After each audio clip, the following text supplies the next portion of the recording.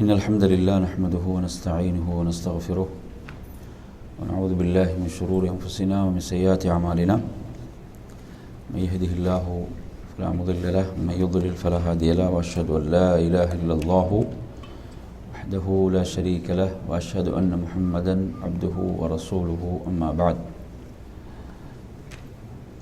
يا أيها الذين آمنوا اتقوا الله حق تقاته ولا تموتن إلا وأنتم مسلمون يا أيها الناس اتقوا ربكم الذي خلقكم من نفس واحدة وخلق منها زوجها وبث منهما رجالا كثيرا ونساء اتقوا الله الذي تساءلون به والأرحام إن الله كان عليكم رقيبا يا أيها الذين آمنوا اتقوا الله وقولوا قولا سديدا يصلح لكم أعمالكم ويغفر لكم ذنوبكم ومن يطع الله ورسوله فقد فاز فوزا عظيما فإن أصدق الحديث كتاب الله وخير الهدي هدي محمد صلى الله عليه وسلم وشر الأمور محدثاتها وكل محدثة بدعة وكل بدعة ضلالة وكل ضلالة في النار. அன்பிற்குரிய என் அருமையான சகோதரர்களே, தாய்மார்களே, சகோதரிகளே, அஸ்ஸலாமு அலைக்கும் வரஹ்மத்துல்லாஹி வபரகாத்துஹு. நமது ஒரு தொடர் தலைப்பு ஒன்று இருக்கிறது, பொருளியல் சம்பந்தமாக. அதை இன்ஷா அல்லாஹ் நாம் தொடருவோம். இன்று நாம் போட்ட தலைப்பு, அதாவது இஸ்லாமிய மார்க்கம் பயங்கரவாதத்துக்கு எதிரானது என்ற தலைப்பை நாம் ஏன் போட்டோம் என்று சொன்னால், அதாவது உங்களுக்கு தெரியும், அதாவது 21ஆம் தேதி சென்ற ஞாயிற்றுக்கிழமை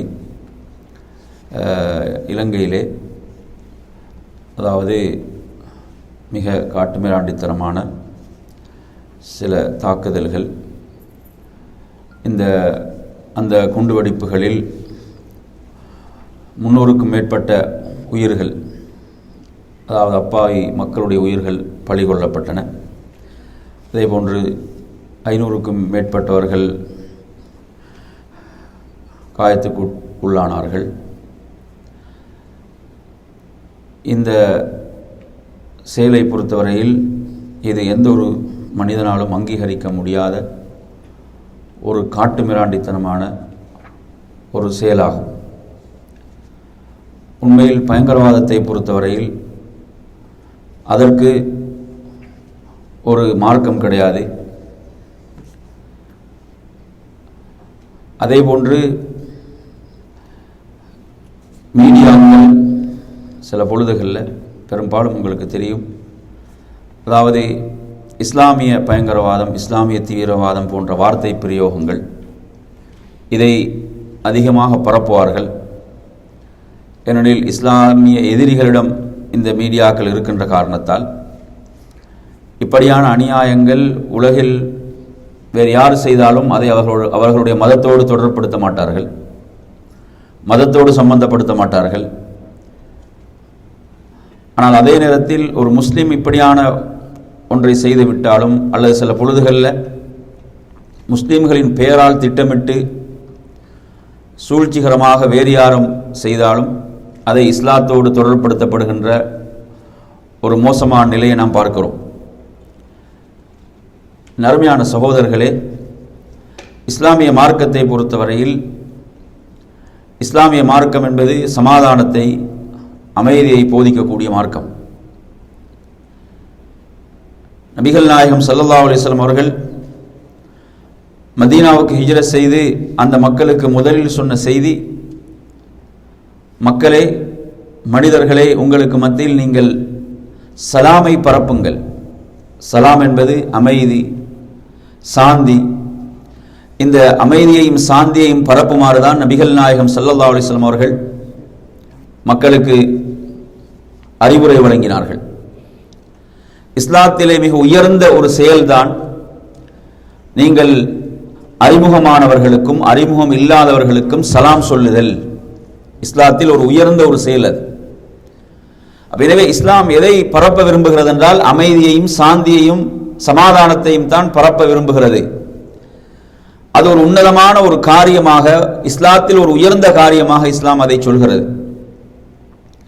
எனவே இப்படிப்பட்ட ஒரு உன்னதமான மார்க்கம், அல்லாஹு தஆலா இறுதி தூதரை பற்றி அல் குர்ஆனிலே சொல்கின்ற போது எப்படி சொல்கிறான் என்று சொன்னால், வமா அர்ஸல்னாக இல்லா ரஹ்மத்தல் லில் ஆலமீன், சூரத்துல் அன்பியாவுடைய 107வது வசனம். அதாவது நாம் உம்மை அகிலத்தாருக்கு ரஹமத்தாகவே அன்றி அனுப்பவில்லை, அருளாகவே அன்றி அனுப்பவில்லை என்று சொல்கிறான். அல்லாஹ்வுடைய தூதர் மனித சமுதாயத்துக்கு மாத்திரமல்ல, ஒட்டுமொத்த உலகத்துக்கே அவர்கள் ரஹ்மத், அருள் என்று அல்லாஹு தஆலா குறிப்பிடுகிறான். எனவே அப்படிப்பட்ட இந்த இஸ்லாமிய இந்த மார்க்கத்தில் பயங்கரவாதத்துக்கு துளி அளவும் இடம் கிடையாது. இதை நாம் நன்றாக விளங்க வேண்டும். இப்படியான சில செயல்களை இஸ்லாமிய பெயர் தாங்கிகள் செய்வார்கள் என்று சொன்னால் அதற்கும் இஸ்லாத்துக்கும் எந்த தொடர்பும் கிடையாது. இதை நாம் மிக நன்றாக விளங்கிக் கொள்ள வேண்டும். என் அருமையான சகோதரர்களே, அதே போன்று நாம் மீடியாக்கள் வரக்கூடிய செய்திகளை வைத்து நாம் அவசரமாக முடிவுகளை எடுக்கவும் கூடாது. நமக்கு தெரியும் இன்றைய இந்த உலகில் இந்த மீடியாக்களை யார் இயக்கிக் கொண்டிருக்கிறார்கள், இதனுடைய பின்புலம் யாருடைய கையிலே இருக்கிறது என்பதையெல்லாம் நாம் மிக நன்றாக அறிந்து வைத்திருக்கிறோம்.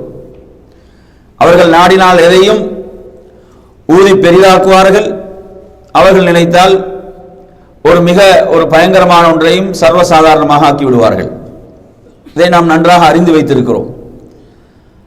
எனவே நாம் இதில் மிக கவனமாக இருக்க வேண்டும். அல்லாஹ் நமக்கு குர்ஆனின் மூலம் சொல்லக்கூடிய அறிவுரை, யா அய்யுஹல்லதீன ஆமனு இன் ஜாஅக்கும் ஃபாஸிகுன் பினபைன் ஃபதபையனு. அதாவது பாவி ஒரு ஃபாஸிக் உங்களிடம் ஒரு செய்தியை கொண்டு வந்தால் நீங்கள் அந்த செய்தியில் தீர விசாரித்துக் கொள்ளுங்கள்.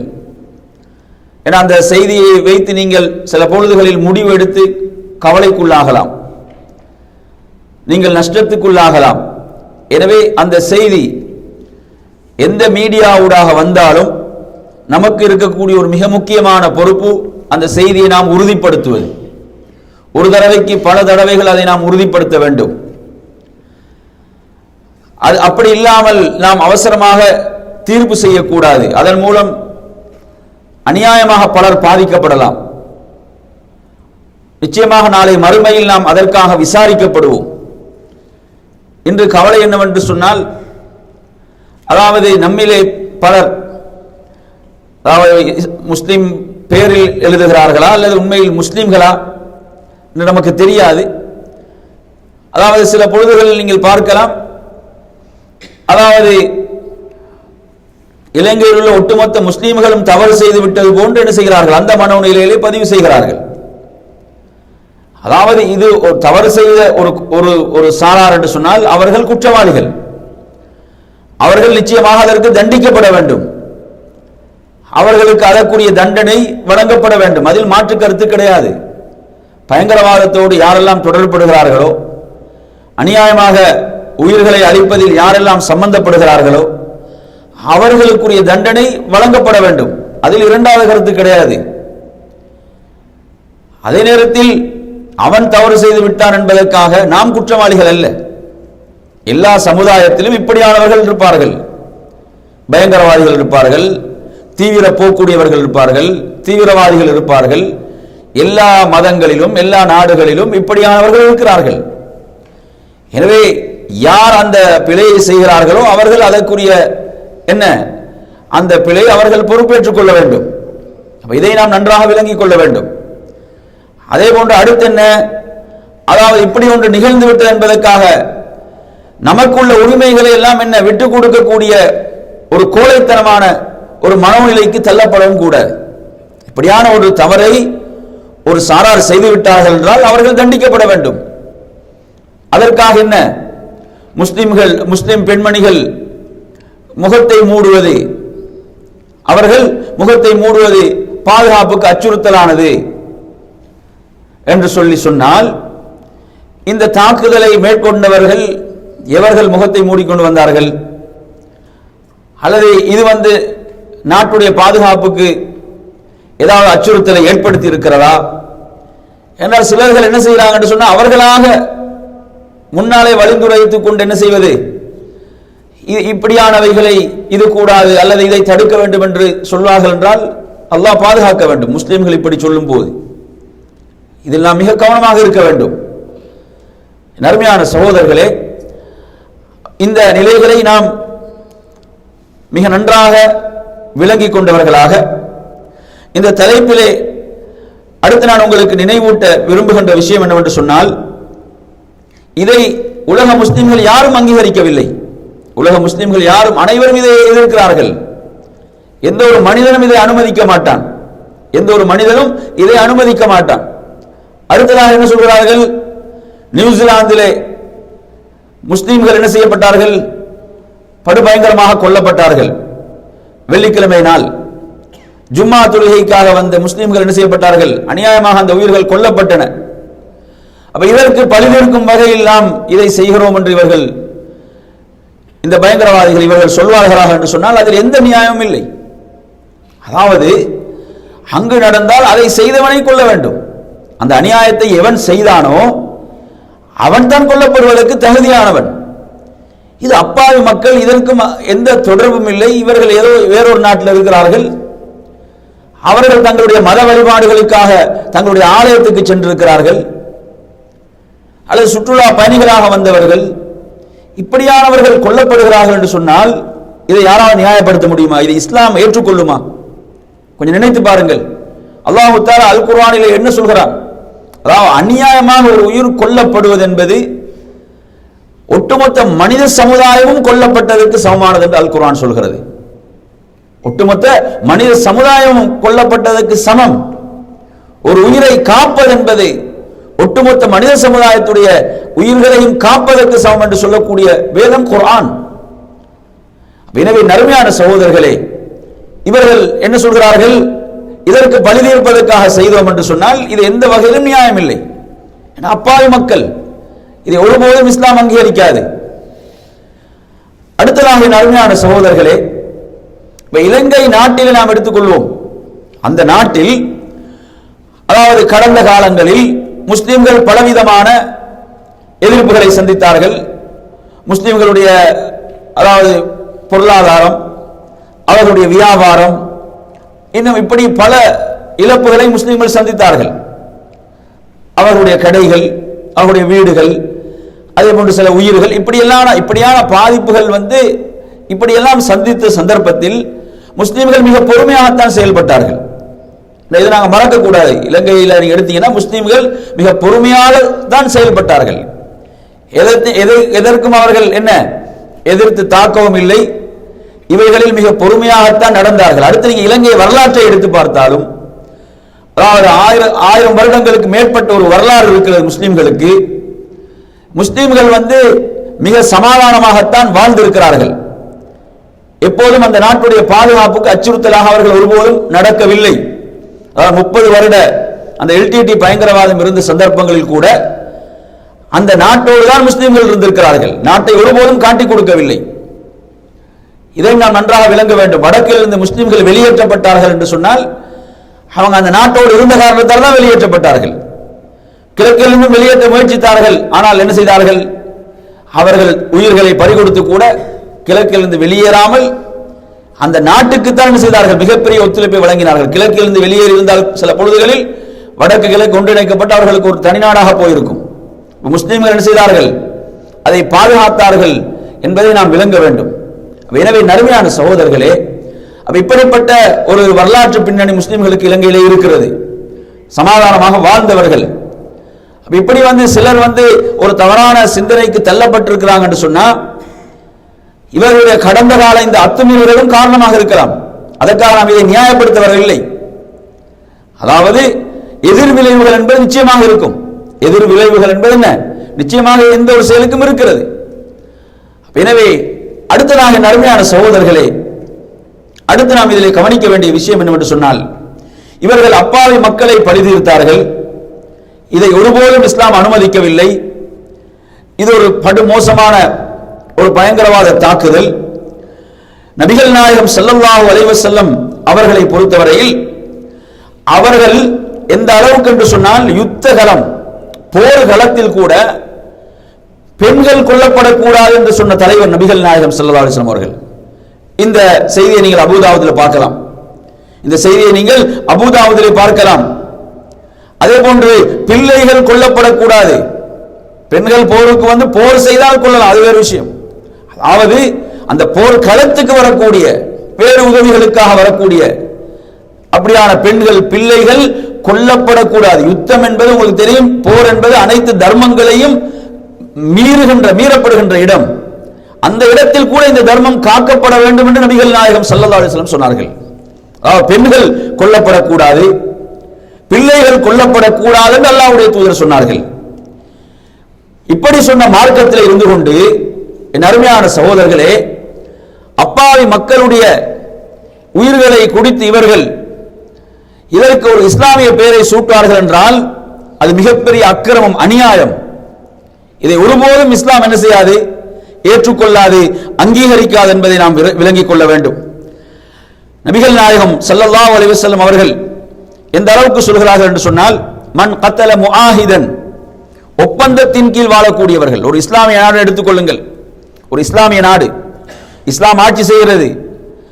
அப்படியான ஒரு நாட்டில் ஒப்பந்தத்தின் கீழ் வாழக்கூடிய அல்லது அந்த நாட்டுக்கு வரி செலுத்தி வாழக்கூடிய நிராகரிப்பாளர்கள், அவர்களுடைய ஒருவருடைய உயிர் வந்து அநியாயமாக பறிக்கப்படுமாக இருந்தால், அப்படியான ஒருவரை ஒரு முஸ்லிம் கொல்வாராக இருந்தால், அல்லாஹ்வுடைய தூதர் சொல்கிறார்கள், லம் யரஹ் ராயிஹத்தல் ஜன்னah, அவர் சுவர்க்கத்துடைய நறுமணத்தையே நுகர மாட்டார், சுவர்க்கத்தினுடைய நறுமணத்தை அவர் நுகர மாட்டார் என்று அல்லாஹ்வுடைய தூதர் சொல்லிவிட்டு, அதனுடைய அந்த நறுமணத்துடைய தொலைவு என்பது அது 40 வருடங்களுக்கு வீசும் என்று நபிகள் நாயகம் ஸல்லல்லாஹு அலைஹி சொன்னார்கள். அதை கூட அவரால் நுகர முடியாது.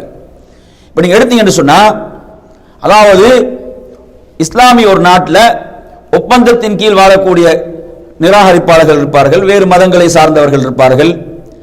அதே போன்று என்ன, அவர்கள் வேறு வியாபார நோக்கங்களுக்காக வந்திருப்பார்கள், அவர்களுக்குரிய அந்த பாதுகாப்பு, இப்படி இவர்கள் இப்படி பல படித்தரத்தில், அதாவது யார் நேரடியாக முஸ்லிம்களுக்கு எதிராக போரை அறித்து போர் செய்கிறார்களோ அவர்களுக்குரிய சட்டம் அல்ல எல்லோருக்கும். இப்ப அதாவது நீங்க எடுத்து பார்க்கலாம், இதில் வந்து மிகப்பெரிய சூத்திரதாரியாக கருதப்படக்கூடிய அந்த ஜஹரான் என்று சொல்லப்படக்கூடியவன் எடுத்து பார்த்தீங்கன்னு சொன்னா, அதாவது குர்ஆனுடைய வசனங்கள் எப்படி அது திரிவுபடுத்தப்படுகிறது என்று சொன்னால், நீங்கள் காபிர்களை கண்ட இடத்திலே கொள்ளுங்கள் என்று குர்ஆன்ல வரக்கூடிய வசனங்கள், இது என்ன பின்னணியை கொண்ட வசனங்கள்? ரசூலுல்லாஹி ஸல்லல்லாஹு அலைஹி வஸல்லம் அவர்கள் தான் குர்ஆனுக்கு விளக்க உரை, குர்ஆனுக்கு விளக்க உரை. அவர்கள் 23 வருடங்கள் அவர்களுக்கு அல் குர்ஆன் அருளப் பெற்றது. அவர்களுடைய மக்காவுடைய வாழ்க்கையை நீங்க எடுத்து பாருங்க, 13 வருட கால வாழ்க்கை. இந்த 13 கால வாழ்க்கையை நீங்க எடுத்து பார்த்தீங்கன்னு சொன்னா, அதில் நபிகள் நாயகம் ஸல்லல்லாஹு அலைஹி வஸல்லம் சந்தித்த அந்த சோதனைகள், அந்த துன்பங்கள் நிச்சயமாக நாம் யாரும் சந்திக்கவில்லை. நாம் வாழக்கூடிய நாடுகள்ல அப்படியான துன்பங்களை, நெருக்கடிகள் நாம் சந்தித்திருக்கிறோமா? ரசூலுல்லாஹ் சுஜூதில் இருக்கும் போது அழுகிய ஒட்டகத்துடைய குடலை கொண்டு வந்து போடுகிறார்கள், துர்நாற்றம் வீசக்கூடிய குடல் கொண்டு வந்து அவருடைய அந்த முதுகிலே தலையிலே போடப்படுகிறது. கொஞ்சம் எண்ணி பாருங்கள், இபாதத் செய்வதற்கு, அல்லாஹ்வை வணங்குவதற்காக எழுப்பப்பட்ட அந்த ஆலயத்தில் இபாதத் செய்ய முடியாத நிலை. அல்லாஹ்வுடைய தூதர் சுஜூதிலே இருக்கிறார்கள். ஒரு காஃபிர், ஒரு எதிரி என்ன செய்கிறான்? அல்லாஹ்வுடைய தூதருடைய கழுத்தில் ஒரு துண்டை போட்டு அப்படியே இருக்குகிறான். நபி அவருடைய கண்கள் பிதுங்கி விடுகிறது, உயிர் போகின்ற அளவுக்கு நபி அவர்கள் கஷ்டப்படுகிறார்கள். அபூபக்கர் ரலியல்லாஹு அன்ஹு ஓடி வந்து அவனை என்ன செய்கிறார்கள்? அவனை தடுத்து விட்டு, ஒரே கடவுளை, ஒரே நாயனை வணங்க சொன்ன ஒரு மனிதரையா நீங்கள் கொல்ல பார்க்கிறீர்கள் என்று கேட்கிறார்கள். அது மாத்திரம் அல்லாமல் இப்படி எடுத்து பார்த்தீங்கன்னு சொன்னா, எத்தனை விதமான சோதனைகள், துன்பங்கள் அல்லாஹ்வுடைய ரசூல் ஸல்லல்லாஹு அலைஹி வஸல்லம் அவர்களுக்கும், அதே போன்று அவர்களை ஏற்றுக்கொண்ட மக்கள், பிலால் ரலியல்லாஹு அன்ஹு இருக்கலாம், ஹபாப் இப்னு அரத் ரலியல்லாஹு அன்ஹு இருக்கலாம், அம்மார் ரலியல்லாஹு அன்ஹுடைய குடும்பமாக இருக்கலாம், இப்படி எவ்வளவு நபித்தோழர்கள் சொல்லனா துன்பங்களை சந்தித்தார்கள். அருமையான சகோதரர்களே, அம்மார் ரலியல்லாஹு அன்ஹு அவர்களுடைய குடும்பம், அதே போன்று யாசிர் ரலியல்லாஹு அன்ஹு அவர்கள், அவருடைய குடும்பம், யாசிர் ரலியல்லாஹு அவர்கள், அம்மார் ரலியல்லாஹு அவர்கள், சுமையா ரலியல்லாஹு அன்ஹா, இவர்கள் மிக பெரும் வேதனைகளை இவங்களை வந்து காவிர்கள் போட்டு என்ன செய்வார்கள்? அவர்களுக்கு சித்திரவதை செய்து கொண்டிருப்பார்கள். அந்த நேரத்தில் ரசூலுல்லாஹி ஸல்லல்லாஹு அலைஹி வஸல்லம் அவர்கள் அந்த பக்கமாக செல்வார்கள். நபி அவர்களுக்கு ஆறுதல் மட்டும்தான் சொல்ல முடிஞ்சுச்சு. நபி அவர்களுக்கு ஆறுதல் மாத்திரம்தான் சொல்ல முடிந்தது. அல்லாஹ்வுடைய தூதர் என்ன சொல்கிறார்கள்? அப்ஷிரு ஆல அம்மார் வ ஆல யாசிர், அம்மாருடைய குடும்பத்தினரே, யாசிருடைய குடும்பத்தினரே, நீங்கள் நன்மாராயம் பெற்றுக் கொள்ளுங்கள், நீங்கள் பொறுமையாக இருங்கள். ஃபஇன்ன மௌஇதகுமுல் ஜன்னah, உங்களுக்கு வாக்களிக்கப்பட்டது சொர்க்கம் என்று சொல்கிறார்கள். இப்படி ரசூலுல்லாஹி ஸல்லல்லாஹு அலைஹி வஸல்லம் அவர்கள் பலவிதமான சித்திரவதைகளை சந்தித்துக் கொண்டிருக்கின்ற போது இப்படி நபி அவர்களை ஆறுதல் படுத்த முடிந்ததை தவிர எதிர்த்து தாக்க முடிந்ததா? எதிர்த்து தாக்கினார்களா? அல்லது அல்லாஹ்வுடைய தூதர் ஸல்லல்லாஹு அலைஹி வஸல்லம் ஏற்றுக்கொண்ட அந்த மக்களுக்கு அல்லாஹ்வுடைய தூதர் சொன்னார்களா நீங்கள் எதிர்த்து தாக்குங்கள் என்று சொன்னார்களா? பொறுமையை மட்டும்தான் சொன்னாங்க. அந்த 13 வருடங்களும் நபி அவர்கள் பொறுமையைத்தான் சொன்னார்கள். பொறுமையாக இருங்கள், பொறுமையாக இருங்கள், பொறுமையாக இருங்கள் என்றுதான் அல்லாஹ்வுடைய தூதர் ஸல்லல்லாஹு அலைஹி வஸல்லம் அவர்கள் என்ன செய்கிறார்கள்? சொல்கிறார்கள். அப்ப எனவே நறுமையான சகோதரர்களே, அப்ப கொஞ்சம் நினைச்சு பாருங்க. அப்ப மக்காவுடைய வாழ்க்கை எப்படிப்பட்ட வாழ்க்கை? அந்த அளவு நெருக்கடிகள் சோதனைகள் வந்தும் அங்கு ஜிஹாது கடமையாக்கப்படவில்லை. அங்கே எதிர்த்து தாக்குங்கள் என்ற கட்டளை வரவில்லை. பொறுமையாக இருங்கள் அந்த கட்டளை மாத்திரம்தான் அங்கு வந்தது. இதை நாங்கள் நன்றாக புரிந்து கொள்ள வேண்டும். நறுமையான சகோதரர்களே, இதுதான் உண்மை. இப்ப இந்த சந்தர்ப்பத்தில் எப்படி இவர்கள் மக்களை வழிகெடுக்கிறாங்க என்று சொன்னா, இதுல இளைஞர்கள் என்ன செய்யப்படுறாங்க?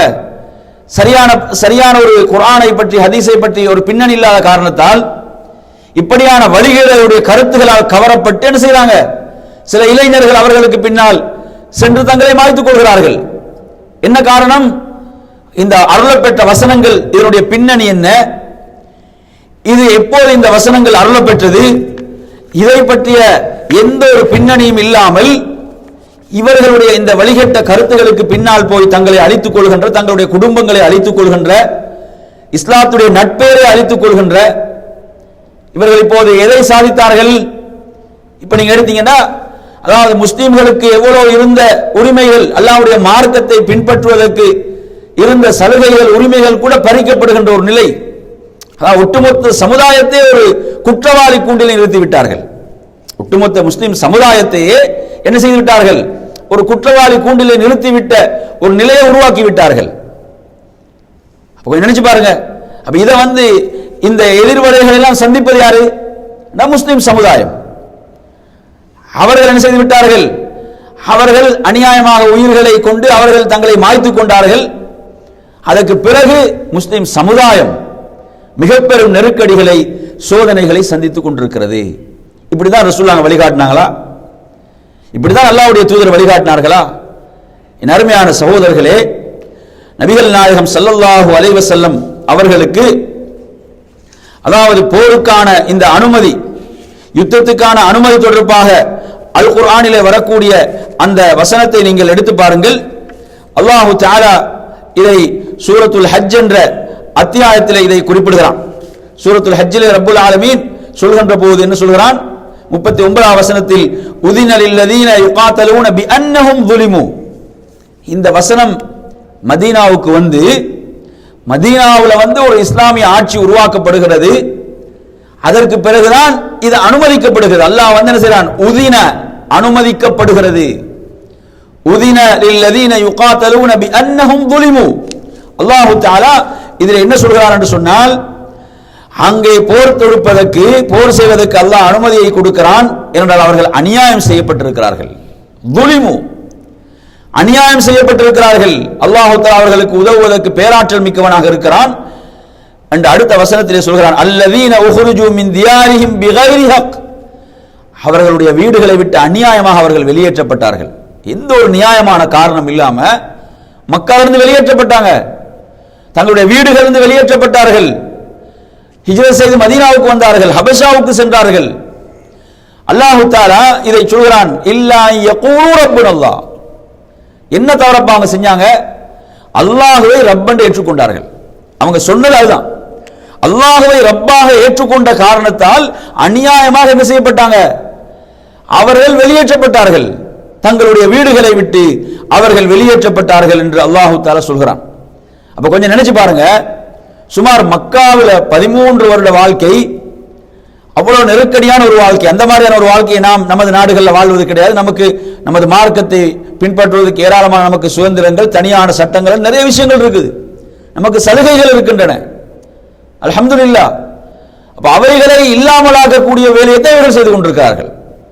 அவைகளை இல்லாமலாக்கக்கூடிய ஒரு வேலையை தான் செய்கிறார்கள், இவர்கள் செய்து கொண்டிருக்கிறார்கள். என் அருமையான சகோதரர்களே, இங்கு அனுமதி எப்போது வருதுன்னு பாருங்க. அதுவும் இந்த கட்டளை என்பது ஒவ்வொரு தனி மனிதனுக்குரிய கட்டளை அல்ல.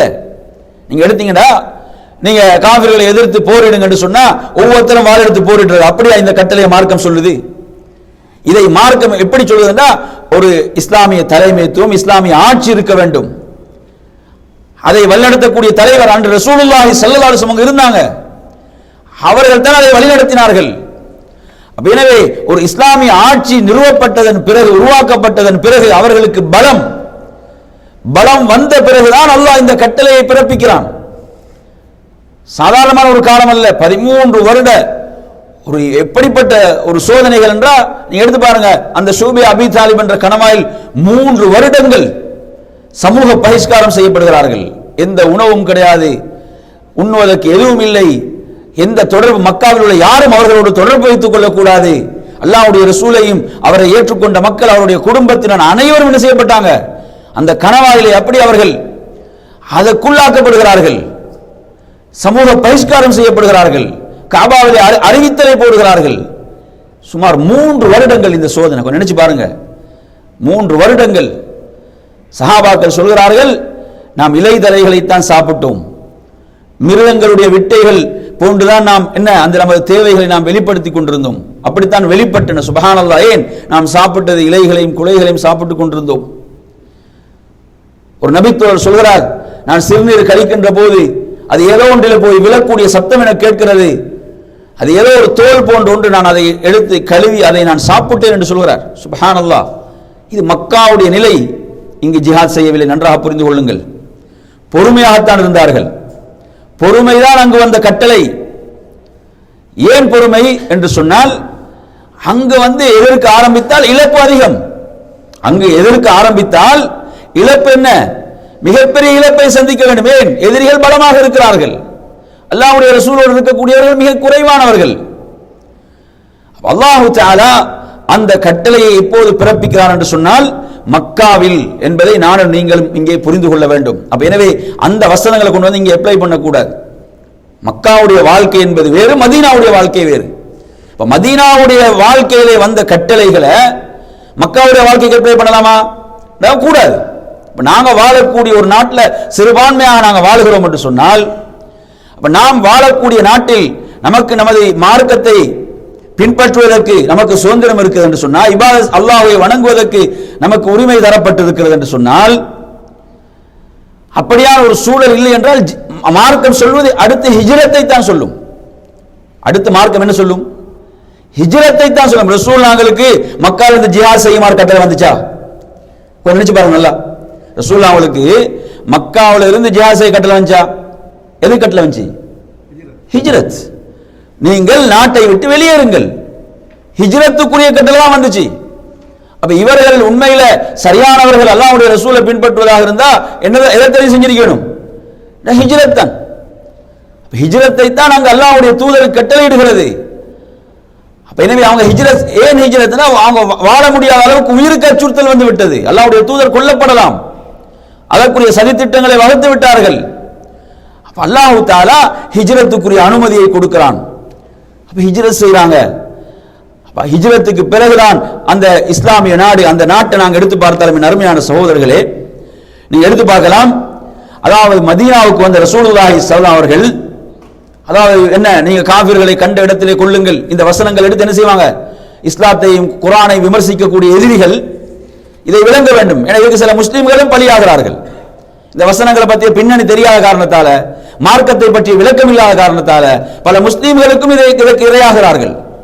நன்றாக புரிந்து கொள்ளுங்கள் அருமையான சகோதரர்களே, இந்த வசனங்களுடைய பின்னணி நன்றாக விளங்க வேண்டும்.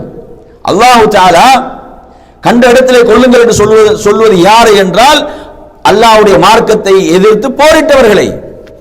நீங்க மதீனாவை பாருங்க, மதீனாவில் யூதர்கள் இருக்கிறார்கள், யூதர்கள் யாரு?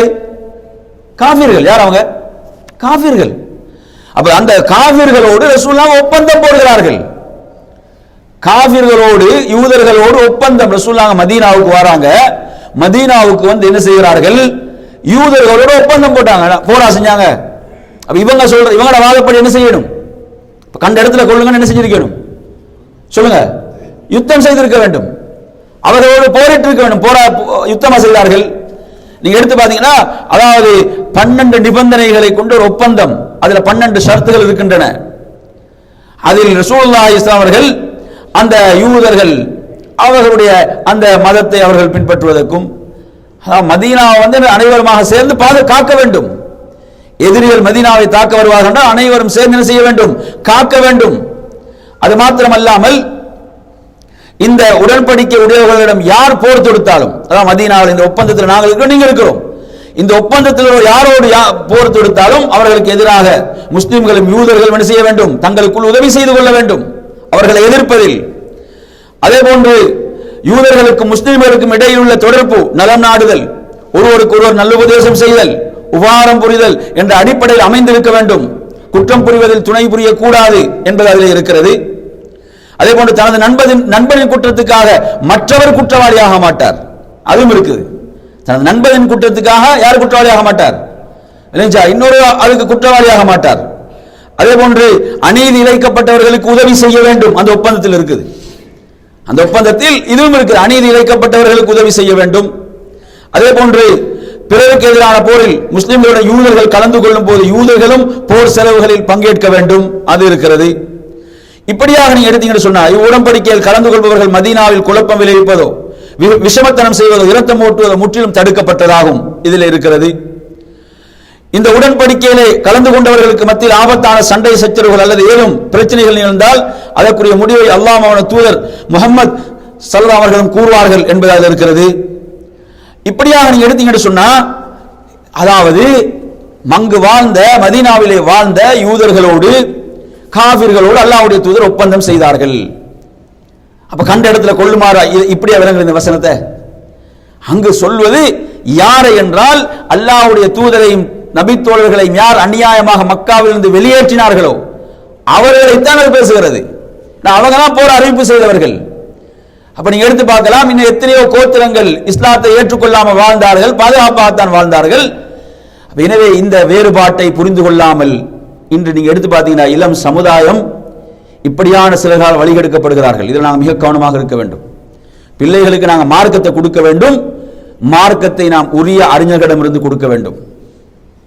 ரசூலுல்லாஹி சொல்கிறார்கள், அறிவு எப்படி உயர்த்தப்படும்? எப்படி உயர்த்தப்படும்? அறிஞர்களுடைய உயிர்கள் கைப்பற்றப்படுவதன் மூலமாக அறிவு உயர்த்தப்படும். அதன் பிறகு அறிவியினர்களை மடையர்களை தலைவர்களாக எடுத்து அவர்களும் வழிகட்டு மக்களையும் வழிகெடுப்பார்கள், பிறரையும் வழிகெடுப்பார்கள் என்று அல்லாஹ்வுடைய தூதர் சொல்றாங்க.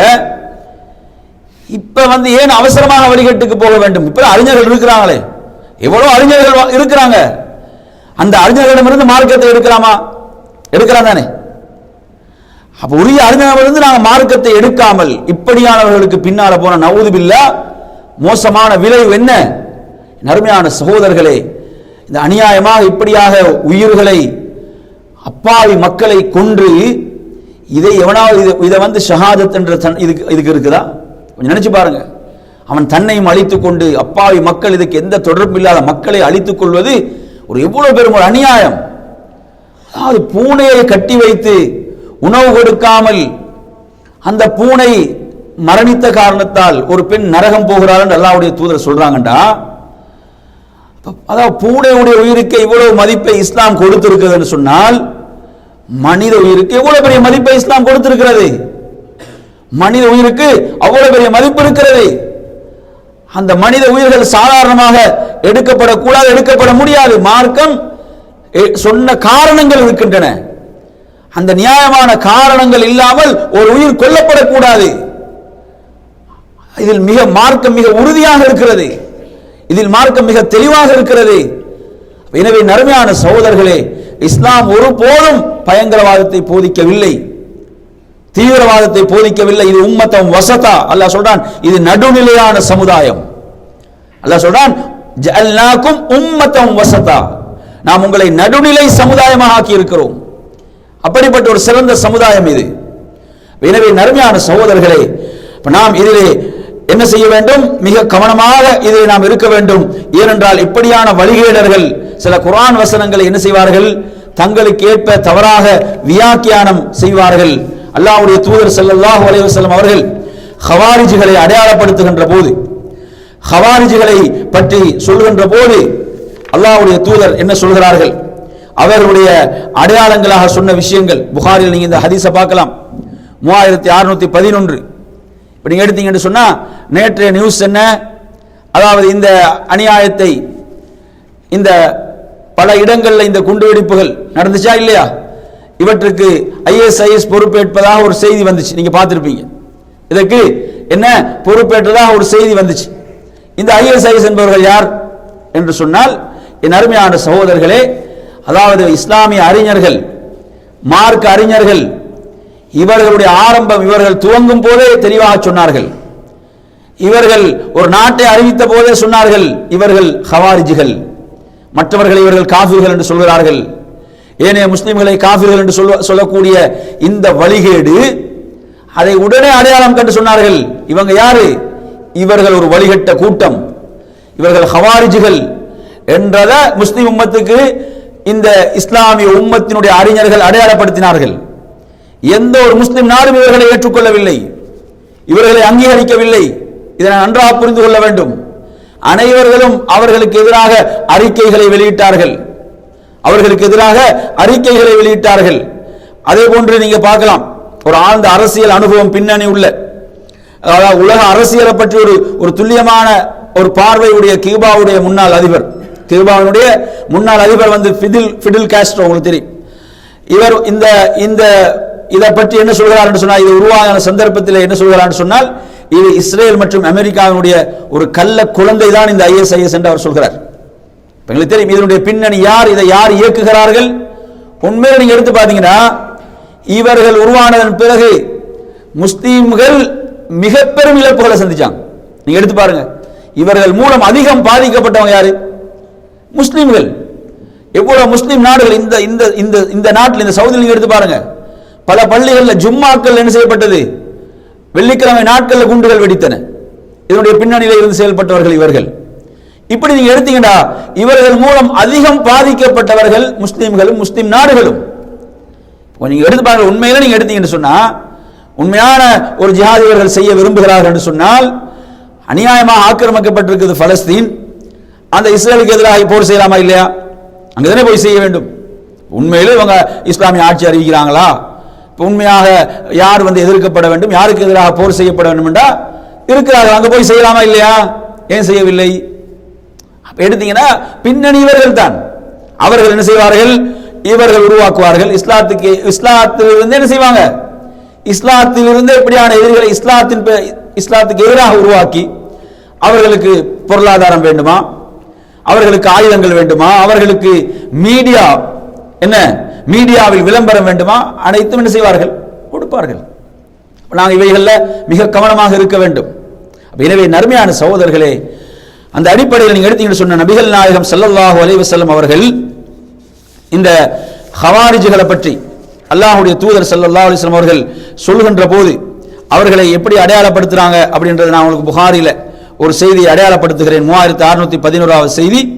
அல்லாஹ்வுடைய தூதர் சொல்கிறார்கள், அதாவது இறுதி காலத்தில் வந்து ஒரு கூட்டம் வருவார்கள், அத்திஃபி ஆஹிர் ஜமான், இறுதி காலத்தில் ஒரு கூட்டம் வருவார்கள்.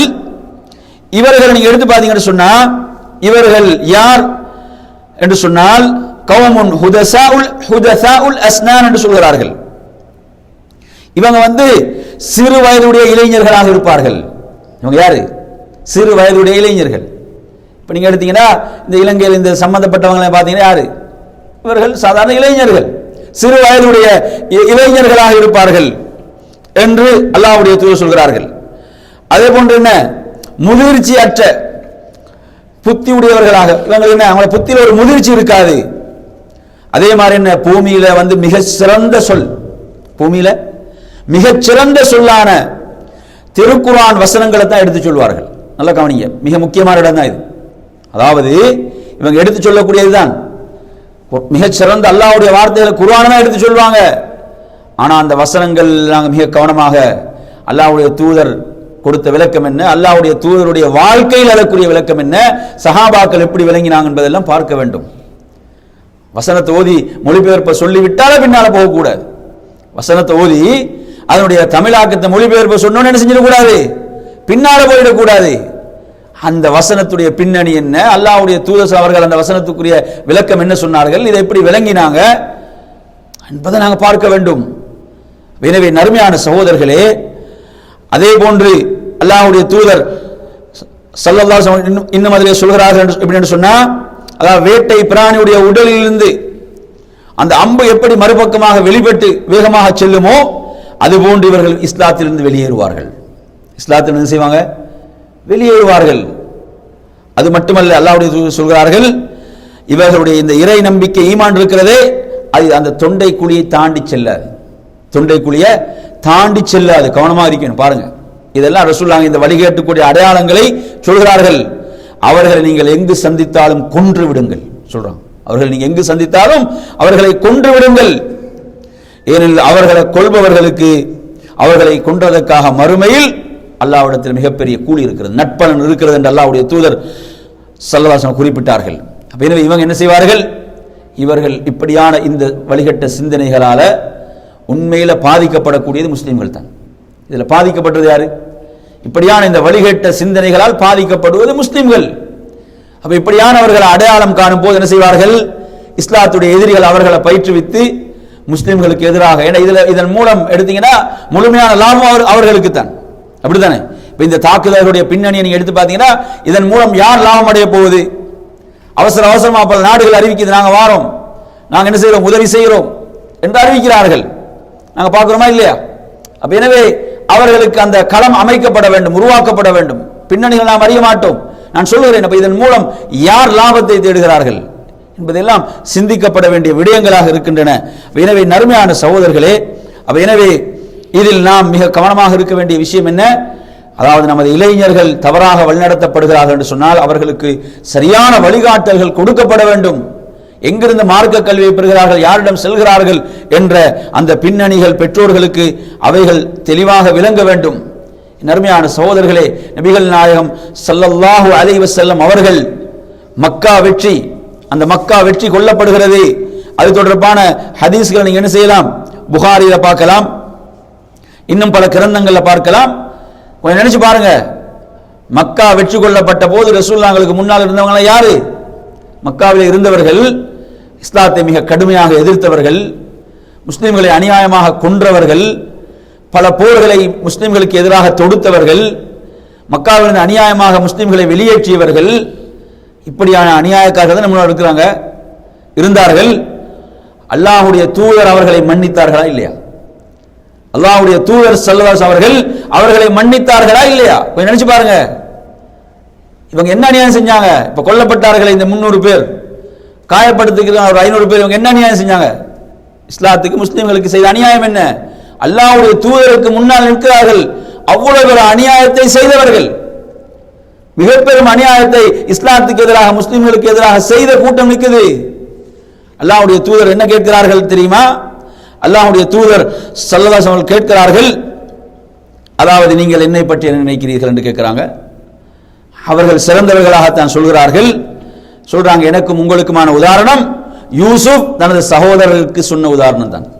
யூசுப் என்ன செஞ்சாரு அலைஹிஸ்ஸலாம், என்ன செஞ்சாரு, அவ்வளவு பெரிய அநியாயத்தை செய்த, தனது தந்தையை விட்டு குடும்பத்தை விட்டு தன்னை பிரித்த இல்லையா, மிக பெரும் நெருக்கடிகளை சந்தித்த அந்த யூசுப் அலைஹிஸ்ஸலாம் அவர்கள் அவங்கள மன்னிச்சாங்க. என்ன செஞ்சாங்க, அவர்களை மன்னித்து விட்டார்கள். அல்லாஹ் உங்களை மன்னிப்பானாக என்று சொல்லி மன்னிக்கிறாங்க.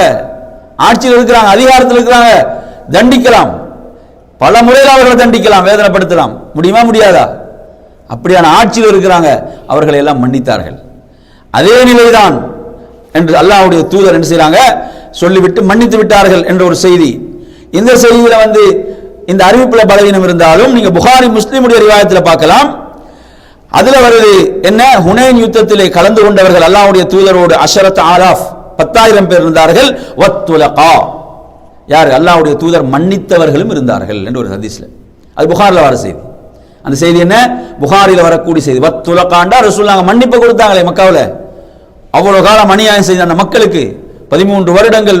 அது மட்டுமா, மதீனாவுக்கு போனதுக்கு பிறகு எத்தனை யுத்தங்கள் கொஞ்சம் எண்ணி பாருங்கள். அந்த ஹுதைபியா, அது கொஞ்சம் நினைச்சு பாருங்க. உம்ராவுக்கு வந்தவர்கள் தடுக்கப்பட்டாங்க. உம்ராவுக்கு வராங்க, உம்ராவுக்கு வந்தவங்க தடுக்கப்பட்டாங்க. அங்க ஒப்பந்தம் தான் போட்டாங்க. அங்க என்ன செஞ்சாங்க? அவர்களோட ஒப்பந்தம் போட்டாங்க ரசூலுல்லாஹ். அந்த ஒப்பந்தத்திலும் பல ஷரத்துகள் இருக்குது.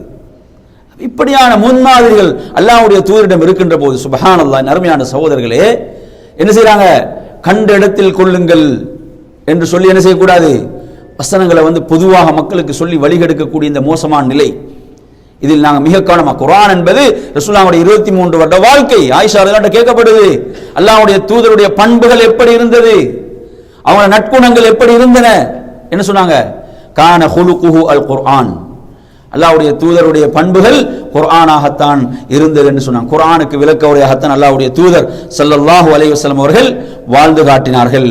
எனவே அல்லாஹ்வுடைய தூதருடைய போதனை என்ன பாருங்க. ஒரு தடவை அல்லாஹ்வுடைய தூதர் சொல்றாங்க, உது அலல் முஷ்ரிக்கீன், முஷ்ரிக்குகளுக்கு எதிராக துஆ செய்யுங்க யா ரசூலுல்லாஹ். முஷ்ரிக்குகளுக்கு எதிராக துஆ செய்யுங்கன்னு கேட்கிறாங்க. சொல்றாங்க, இன்னி லம் உப்அஸ் லஆனன், நான் சபிப்பவனாக அனுப்பப்படவில்லை என்று சொல்றான். நான் சபிப்பவனாக அனுப்பப்படவில்லை. வ இன்னமா புஇஸ்து ரஹ்மா, நான் ரஹ்மத்தாகத்தான் அனுப்பப்பட்டுள்ளேன். நீங்க முஸ்லிம்ல 6778 செய்தி இந்த செய்தியை பார்க்கலாம். அதாவது முஷ்ரிக்குகளுக்கு காபிர்களுக்கு எதிராக துஆ செய்யுங்கன்னு கேட்கும் போது அல்லாஹ்வுடைய தூதர் சொல்கிறார்கள், நான் சபிக்கக்கூடியவனாக சபிப்பவனாக அனுப்பப்படவில்லை, நான் அனுப்பப்பட்டிருப்பது ரஹ்மத்தாக என்று சொல்கிறார்கள். அதே போன்று எடுத்து பார்க்கலாம், துஃபைல் அவருடைய தோழர்கள் அல்லாஹ்வுடைய தூதர் சொல்றாங்க, யா ரசூலல்லாஹ், இந்த தௌஸ் கோத்திரத்தினர் நிராகரித்து விட்டார்கள், அவங்க யாரு? காஃபிர்களாகி விட்டார்கள், எனவே அவர்களுக்கு எதிராக துஆ செய்யுங்கள், அவங்களுக்கு எதிராக துஆ செய்யுங்கன்னு சொல்லி கேட்கிறாங்க. அல்லாஹ்வுடைய தூதர் அப்ப அவங்க நினைக்கிறாங்க, என்ன இவங்க அழிந்தார்கள், ரசூலுல்லாஹ் துஆ கேட்க போறாங்க, அவர்கள் அழிந்து விட்டார்கள் நினைக்கிறாங்க. எப்படி கேட்டாங்க தெரியுமா?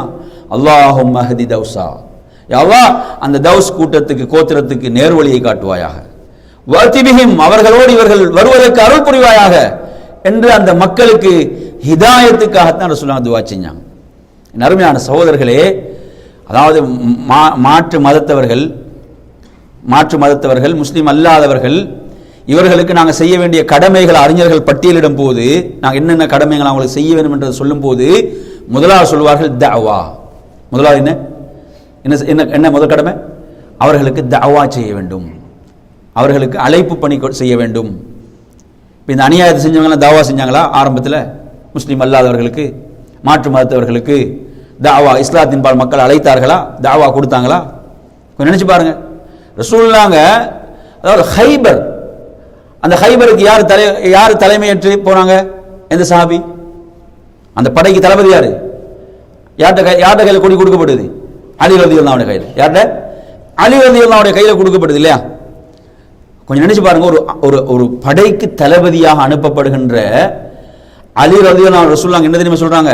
ஃபவல்லாஹி லஅன் யஹ்தியல்லாஹு பிக ரஜுலன் வாஹிதன் கைருன் லக மின் ஹும்ரின் நஅம்.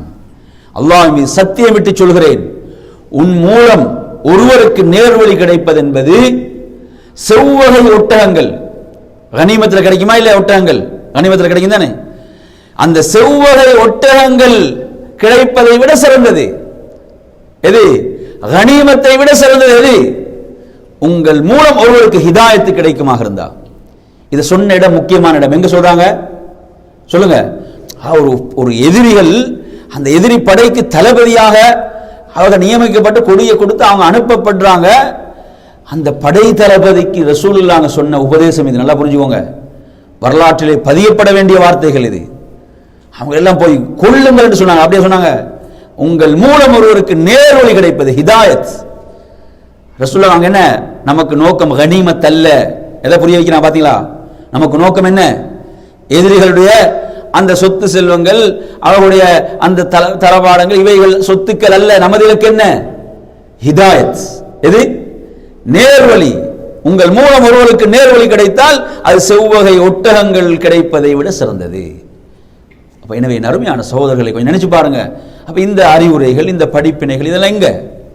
இதெல்லாம் இவைகளை எல்லாம் மறந்துவிட்டு கொஞ்சம் என் அருமையான சகோதரர்களே, அப்போ இப்படியான வழிகட்ட இந்த சிந்தனைகளில் சிலர்கள் பாதிக்கப்பட்டு அவர்கள் தங்களோடு அந்த வழிகேட்டை வைத்துக் கொள்ளவில்லை. என்ன செஞ்சாங்க?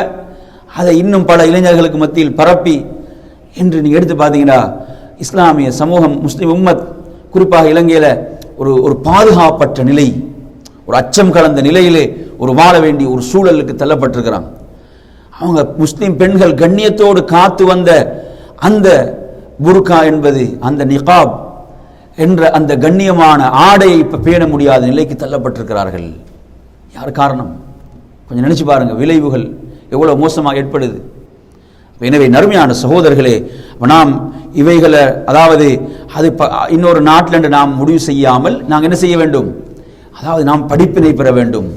நாம் சரியான முறையிலே என்ன மார்க்கத்தை விளங்க வேண்டும், மார்க்கத்தை படிக்க வேண்டும். அந்த வழிகாட்டல்களை நாம் நமது வளர்ந்து வரக்கூடிய சமூகம் அதற்குரிய சரியான வழிகாட்டல் கொடுக்கப்பட வேண்டும். இல்லை என்றால் இதற்கு அனைவரும் தான் என்ன செய்ய வேண்டும்? கடைசியில் கணக்கு கொடுக்க வேண்டும். இதனுடைய விளைவுகள் வரும்போது யாருக்கு? தனியாக 1-2 பேருக்கு வரும்? இல்லை, ஒட்டுமொத்த சமுதாயத்துக்கு தான் வரும். அதனுடைய விளைவுகள் என்பது என்ன? ஒட்டுமொத்த சமூகத்துக்கும் தான் வரும் என்பதை நாம் மறந்துவிடக் கூடாது. அதே போன்ற நறுமையான சகோதரர்களே, இந்த நேரத்தில் என்ன செய்யக்கூடாது? அதாவது சமூகத்தை காட்டி கொடுப்பது, கூட்டி கொடுப்பது, இப்படியான முனாஃபிக்கான வேலைகளை பார்க்கக்கூடாது. சிலர் என்ன செய்து கொண்டிருக்கிறார்கள்? இந்த சூழல்ல இப்படியான முனாஃபிக்கான நிஃபாக்கான வேலைகளையும் செய்து கொண்டிருக்கிறார்கள். என்ன? அதாவது அவர்கள் இதிலே குளிர்காய நினைப்பதும், இன்னும் சிலர்கள் காட்டி கொடுக்கக்கூடிய இப்படியான இந்த நிஃபாக்கான வேலை, முனாஃபிக்தனமான வேலைகளை செய்யக்கூடாது. அதே போன்று நாம என்ன செய்யக்கூடாது? அல்லாஹ்வுடைய கோபத்தை, வெறுப்பை பெற்று தருகின்ற விஷயங்களை எழுதி அவனுடைய கோபத்தை, வெறுப்பை சம்பாதித்துக் கொள்ளக்கூடாது.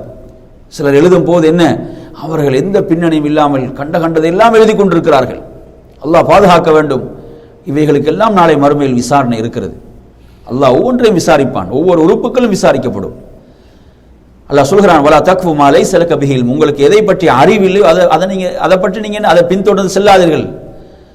ஏனென்றால் உங்களுடைய செவி, பார்வை அனைத்தும் நாளை மறுமையில் விசாரணைக்கு உட்படுத்தப்படும் என்று அல்லாஹு தஆலா சொல்கிறான். எனவே நறுமையான சகோதரர்களே, எனவே அந்த அடிப்படையில் நாம் உலகத்துக்கு சொல்ல வேண்டிய ஒரு முக்கியமான விஷயம் என்ன? இஸ்லாம் அமைதியையும் சாந்தியையும் போதிக்கக்கூடிய ஒரு மார்க்கம், நீதியான மார்க்கம். அல்லாஹு தஆலா குர்ஆன்ல சொல்கிறான், இஅதிலு, நீதி செலுத்துங்கள், நீதியாக நடந்து கொள்ளுங்கள், ஹுவ அக்ரபு லித்தக்வான்னு சொல்கிறான். அதே போன்று நீங்க எடுத்து பார்க்கலாம், அல்லாஹு தஆலா சொல்கிறான், வலா யஜ்ரிமன்னகும் ஷனஆனு கௌமின் அலா அல்லா தஅதிலு. நீ யாருக்கு எதிராக? உங்களுக்கு எதிரானவர்கள், உங்களுக்கு எதிரான ஒரு கூட்டம் என்பதற்காக நீங்க அவர்களுக்கு நீதி செலுத்தாமல் இருந்து விடக்கூடாது. உங்களுக்கு எதிரானவர்கள் என்ற காரணத்தால் நீங்க என்ன செய்யக்கூடாது? அநீதியாக நடந்து கொள்ளக்கூடாது. அவர்களோடு நீங்கள் நீதியாக நடந்து கொள்ளுங்கள் என்று சொன்ன மார்க்கம் இஸ்லாம். அல்லாஹ் சொன்னா, யா அய்யுஹல்லதீன ஆமனூ கூனூ கவ்வாமின் லில்லாஹ், நீங்கள் அல்லாஹ்வுக்காக நீங்க நீதியாக நடந்து கொள்ளுங்கள் என்று அல்லாஹு தஆலா குர்ஆன்ல சொல்கிறான். அதே போன்று இன்னல்லாஹ யஅமுரு பில் அத்ல், அல்லாஹு தஆலா நீதியை ஏவுகிறான். அதே போன்று சொல்கிறான் மற்றொரு இடத்தில் அல்லாஹு தஆலா, யா அய்யுஹல்லதீன ஆமனூ கூனூ கவ்வாமின் பில் கிஸ்த் ஷுஹதா லில்லாஹ் வலவ் அலா அன்ஃபுசிக்கும் வபில் வாலிதைனி வல் அக்ரபீன். நீங்க அல்லாஹ்வுக்காக என்ன? நீதியாக இருங்கள், நீதியாளர்களாக இருங்கள் முஃமின்கள் என்று அல்லாஹ் சொல்லிவிட்டு சொல்கிறான். அது உங்களுக்கு எதிராக இருந்தாலும் சரி, உங்களுடைய பெற்றோர்கள், நெருங்கிய உறவினர்களுக்கு எதிராக இருந்தாலும் சரி, நீதிக்காக நில்லுங்கள் என்று சொன்ன மார்க்கம் இஸ்லாம், என்று சொன்ன மார்க்கம் இஸ்லாம் என்பதை நாம் புரிந்து கொள்ள வேண்டும். எனவே நறுமையான சகோதரர்களே, அதே போன்று குர்ஆன் சொல்கிறது, வலா தஸ்தவில் ஹஸனத்து வல செய்ய, நன்மையும் தீமையும் ஒருபோதும் சமமாக மாட்டாது. நீங்க ஒரு தீமையை நன்மையை கொண்டு எதிர்கொள்ளுங்கள். தீமை என்ன செய்யுங்க? தீமையை நன்மையை கொண்டு எதிர்கொள்ளுங்கள் என்று குர்ஆன் சொல்கிறது. இப்படி சொன்ன மார்க்கம் இஸ்லாம். இன்னல்லாஹ கதபல் இஹ்சான் அலா குல்லி ஷை, அல்லாஹ்வுடைய தூதர் சொன்னார்கள், அல்லாஹ் அனைத்திலும் இஹ்சானை எழுதி விட்டான். நல்ல முறையில் நடந்து கொள்ள வேண்டும். அல்லாஹ் அனைத்திலும் என்ன? இஹ்சானை எழுதி விட்டான். ஒவ்வொன்றிலும் நன்மை இருக்கிறது. என்ன? ஒரு பிராணியை நாம் அறுக்கிறோமா, அந்த நேரத்தில் கூட என்ன? நல்ல முறையில் நடக்க வேண்டும் என்று சொன்ன மார்க்கம் இஸ்லாம். உண்ணுவதற்காக அறுக்கிறோம், அப்போது கூட நல்ல முறையில் நடந்து கொள்ளுங்கள் என்று சொன்ன மார்க்கம் இஸ்லாம். ஃபசாத், பூமியிலே குழப்பத்தை விளைவிப்பதை அல்லாஹ் ஒருபோதும் அனுமதிக்கவில்லை. வலா துஃப்ஸிது ஃபில் அர்த், பூமியில் குழப்பத்தை விளைவிக்காதீர்கள். பஅத இஸ்லாஹியா, அது சீர்பட்டதன் பிறகு என்று அல்லாஹ் தஆலா சொல்கிறான். அல் ஃபித்னத்து அஷத்து மினல் கத்ல் என்று அல்லாஹ் சொல்கிறான். அதாவது கொலையை விட குழப்பம் கடுமையானது என்று அல்லாஹ் தஆலா சொல்கிறான் குர்ஆன்ல. எனவே நறுமையான சகோதரர்களே, அந்த அடிப்படையில் நாம் இந்த பின்னணிகளை விளங்கி நாம் உலகத்துக்கு எதை எடுத்துச் சொல்ல வேண்டும் என்று சொன்னால், இஸ்லாம் நிம்மதியை போதிக்கக்கூடிய மார்க்கம். இப்படியான இந்த சில பயங்கரவாத தாக்குதல்கள் இப்படி சிலர் செய்கிறார்கள், இவர்களுக்கும் இஸ்லாத்துக்கும் எந்த தொடர்பும் கிடையாது. இது இஸ்லாம் கற்றுக் கொடுத்தவைகள் அல்ல. இவர்கள் தவறாக யாராலும் வழிநடத்தப்படுகிறார்கள். இதில் ஏதோ ஒரு அஜெண்டா பின்னால் இருக்கிறது. இவர்கள் தவறாக வழிநடத்தப்பட்டுக் கொண்டிருக்கிறார்கள் என்பதை நாம் உலகத்துக்கு உரத்து சொல்ல வேண்டிய கட்டாயத்திலும் கடமையிலும் இருந்து கொண்டிருக்கிறோம். எனவே நறுமையான சகோதரர்களே, இத்தோடு நாம் இந்த உரையை நிறைவு செய்து கொள்கிறோம். அல்லாஹ் உங்கள் அனைவர்களுக்கும் அருள் செய்ய போதுமானவனாக இருக்கிறான்.